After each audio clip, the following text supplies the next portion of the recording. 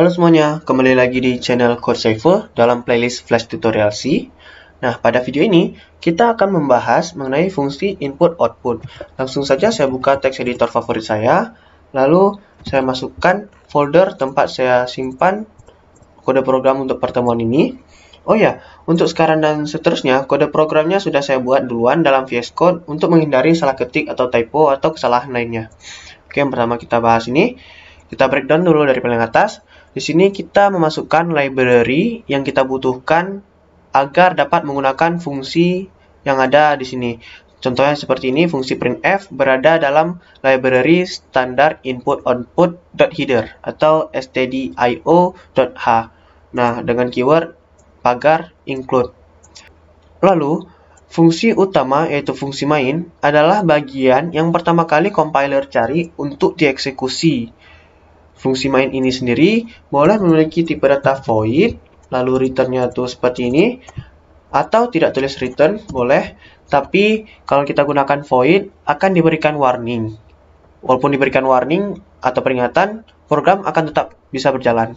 Tapi pada umumnya dibuat seperti ini. Jangan lupa return 0 di sini untuk menandakan programnya berjalan sukses, atau return 1 untuk menandakan programnya ada masalah.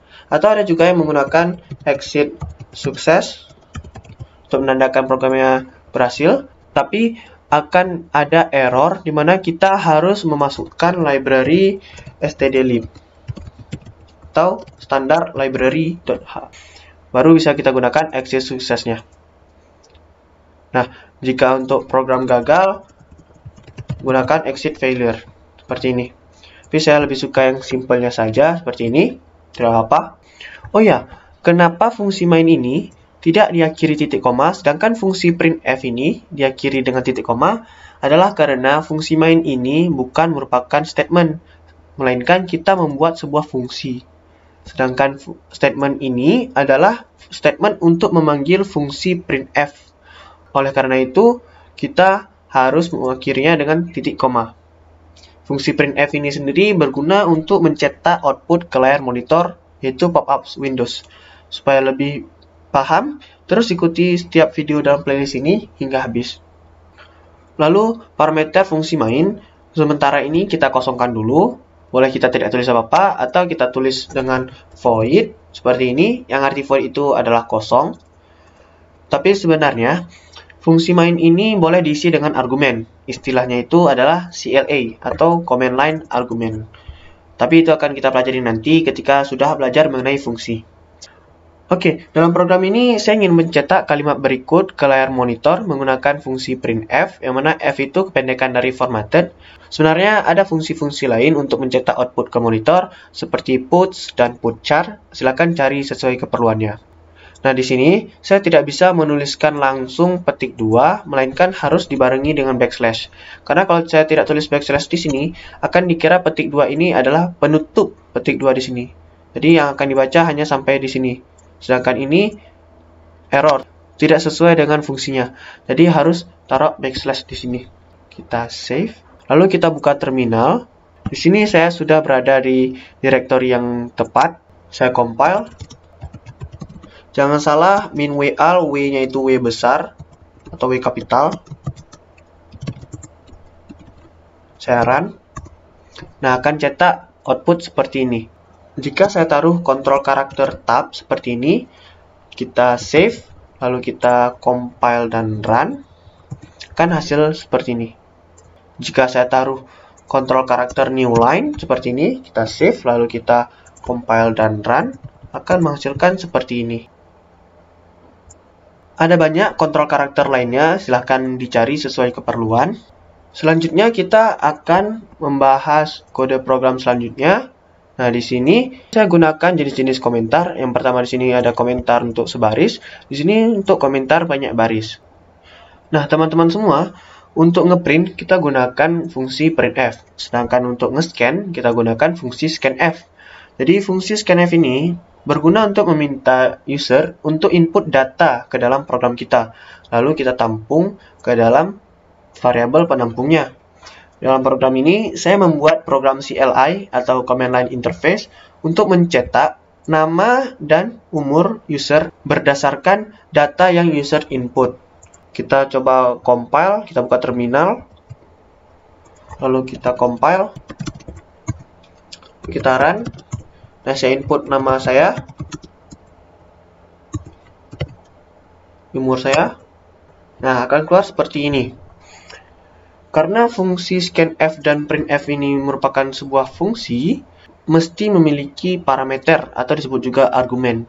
Argumen pertama dalam fungsi printf dan scanf adalah format string. Lalu argumen selanjutnya adalah argumen tambahan yang dipisahkan dengan koma. Nah, kalau fungsi printf kita di sini hanya memiliki satu argumen, sedangkan printf yang akan kita gunakan nanti memiliki 3 argumen, di mana argumen pertama adalah format string, lalu argumen kedua dan ketiganya adalah nilai yang ingin dimasukkan ke dalam format specifier sini. Contohnya untuk %s ini akan dimasukkan nilai dari argumen kedua, yaitu variabel nama. Jadi nanti %s di sini akan mencetak nilai yang ada dalam variabel nama. Sedangkan %d di sini akan dimasukkan nilai dari argumen ketiga.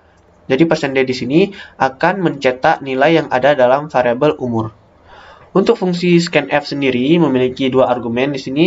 Argumen pertama adalah format string dan argumen kedua adalah alamat memori dari variabel yang akan digunakan untuk menyimpan data yang diinput oleh user.